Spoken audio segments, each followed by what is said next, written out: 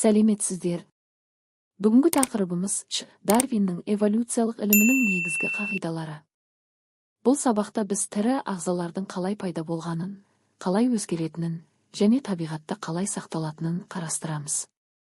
Дарвин ілімі биология ғылымының ең маңызды теорияларының бірі.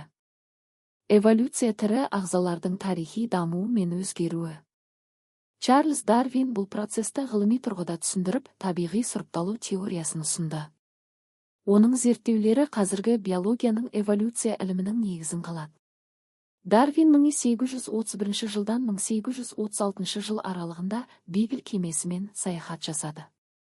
Ол әртүрлі материктер мен аралдарды зерттеп, жануарлар мен өсімдіктердің ерекшеліктерін бақылап салыстырды.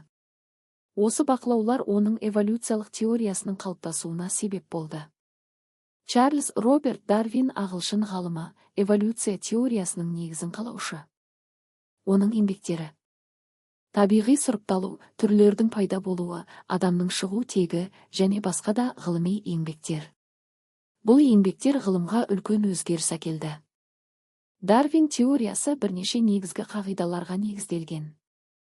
Олар тірі ағзалардың өзгеруі, көбеюі, тіршілік үшін күресі және табиғи сұрыпталу арқылы түсіндіріледі. Тірі ағзалар уақыт өте өзгереді.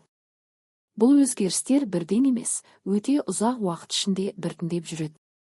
Осының нәтижесінде ағзалар жаңа белгілерге ие болады. Барлық тірі ағзалар өте көп ұрпақ береді.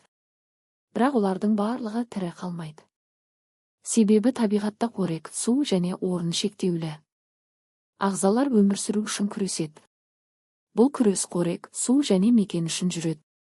Күрес әртүрлі түрлер арасында да бір түрдің ішінде де болады. Қоршаған ортаға жақсы бейімделген ағзалар тірі қалады. Ал бейімделе алмағандары жойылып кетуі мүмкін. Бейімделу тірі қалудың негізгі шарты. Табиғатта ең күшті емес, ең жақсы бейімделген ағзалар тірі қалады.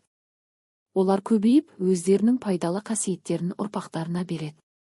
Тірі ағзалар ата-анасына ұқсайды, бірақ толық бірдей болмайды. Олардың арасында әрқашан айырмашылық болады. Бұл айырмашылықтар эволюция үшін өте маңызды.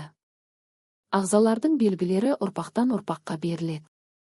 Пайдалы қасиеттер сақталып, келесі ұрпақта қайта көрініс табады. Бұл эволюцияның жалғасуын қамтамасыз етеді. Пайдалы қасиеттері бар ағзалар тірі қалып көбейеді. Уақыт өте келе осы өзгерістер жиналып, жаңа түрлер пайда болады. Яғни эволюцияның нәтижесі жаңа түрдің түзілуі. Дарвин теориясы бізге бір маңызды шындықты көрсетеді. Табиғатта тірі қалатын ең күшті емес, ең жақсы бейімделген ағза. Biology class. Биологияны түсініп, табиғатты аяла. Бүгінгі сабағымыз осымен аяқтады.